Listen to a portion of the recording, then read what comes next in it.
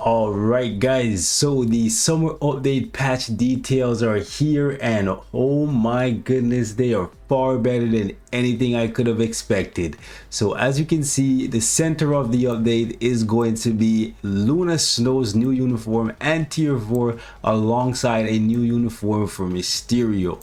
But what no one expected was the fact that Kang is going to be added as a native tier 3. Everyone was wondering what the heck was going on with Netmarble when they dropped a tier 3 symbol in the sneak peek for Mysterio, who is a transcended character, and because it's been so long, no one even considered to think that it would actually be Kang the Conqueror, simply because of the fact that it is coming in a mid-month update. Everyone expected Kang the Conqueror to be added in his own update, a major patch type of update, not a rolling mid-month patch, but it's happening, boys. This is definitely going to be one of the best mid-month patches. Here's the hoping Kang actually shifts the meta. I'm hoping he's better than Gore for timeline. That's really the best we can hope for since he's a tier 3 character. But that being said, let's jump into it. So as you can see, this is the time zone for the patch. It's going to be dropping around 8 p.m. PDT. So that's going to be at about 11 p.m. EST. But let's jump right into it. So first and foremost, we have Kang. He has the pure evil and the fast ability with cruelty as his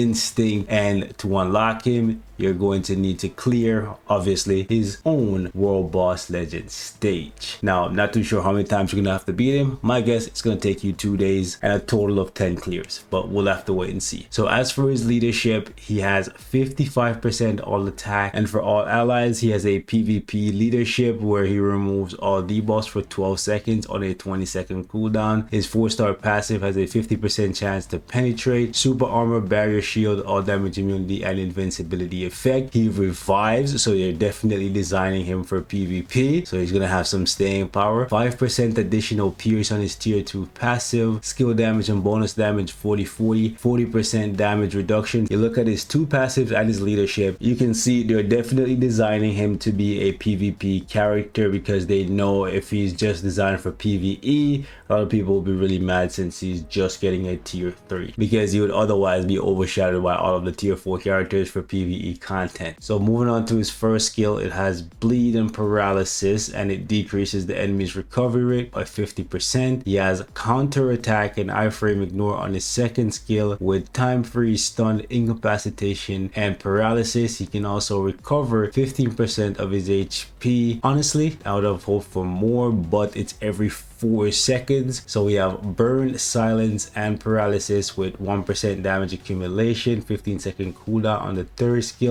This is actually really good. We have a VPAD skill on the fourth skill here with burn, bleed, and recovery rate decrease, 45% all attack, 30% critical rate, 15-second cooldown is pretty good. He might be proc friendly because of the cooldown times. And then we have burn, decreases defense here with invincibility. So overall, actually a pretty good kit. Moving on to the 2 summer uniforms, we have the Summer Lilac uniform for Luna Snow and Mysterio Summer Mystery. Keep in mind that these uniforms are only going to be available during the summer period. Mysterio is going to be full cost $17.50, and you're going to have to spend $15 minimum, $15 to $20 to get access to Luna Snow's uniform. Luna Snow's uniform being here means that all of the previous seasonal uniforms like Quicksilver, Cable, Enchantress, and last year's Krakoan winter uniform for Iceman and Storm are going to be available among others. Few of them are still worth it, obviously, like Storm. Keep an eye out for these uniforms because after the summer they will be gone. For some reason you guys thought I said $50 in my last video. I don't understand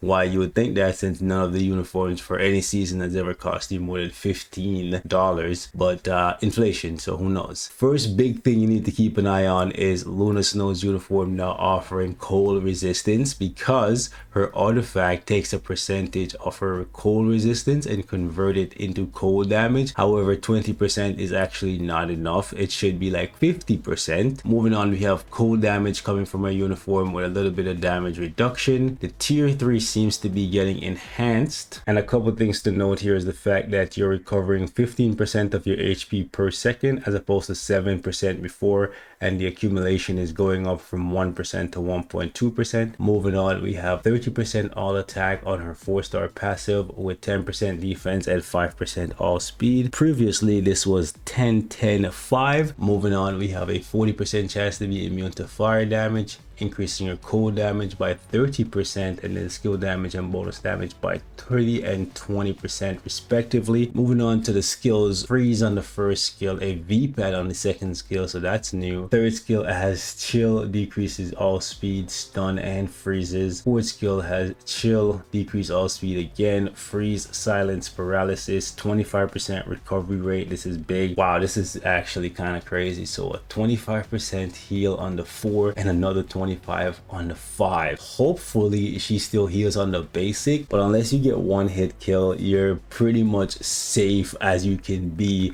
with 3 massive heals in her kit. Either way, this is some ridiculous healing here. I don't think there's any other character in the game that has 225% heals that you can put up every 7 seconds. Moving on to Mysterio, and I'm really happy with the uniform bonus staying exactly the same as it was last time. The only thing is, I think they should have increased the penetration to about 40 or 50%. But moving on to his tier 2 passive, it's actually being changed to give him 40% kill damage, 40% bonus damage, and it makes him a support character, which is huge. I always call it massive. Sometimes they say huge. Not a bad one. Huge stats. Keep in mind that previously the blast supervillain category was in desperate need of support characters, and between Mysterio and Enchantress, you're looking at a really good setup for your Magneto for AVX and AVL. So I'm pretty sure Magneto is going to be cruising to the cap even if you don't have Dazzler. Mysterio, definitely a must buy, easily one of the only seasonal characters that is going to hold value forever. Moving on, his first skill just does mind damage. Second skill has a 20% heal as opposed to the 15% that he had previously, so not the best heal, but good enough, especially when you consider the cooldown time being 6 seconds. Third skill has damage accumulation. It looks like it's based on damage dealt. It's for 6 seconds, not that bad. You have paralysis, and then has immunity to damage with a 40% attack and defense buff with a little bit of all speed, and then he has invincibility with a 50% damage proc on his 5th skill. Overall, the best thing about Mysterio is the fact that he's now a support character. Even if his damage is underwhelming, it's still a must buy for the seasonal uniform. Moving on to Luna Snow's tier 4, it increases basic damage by 80% and decreases, I'm guessing, damage taken by 8%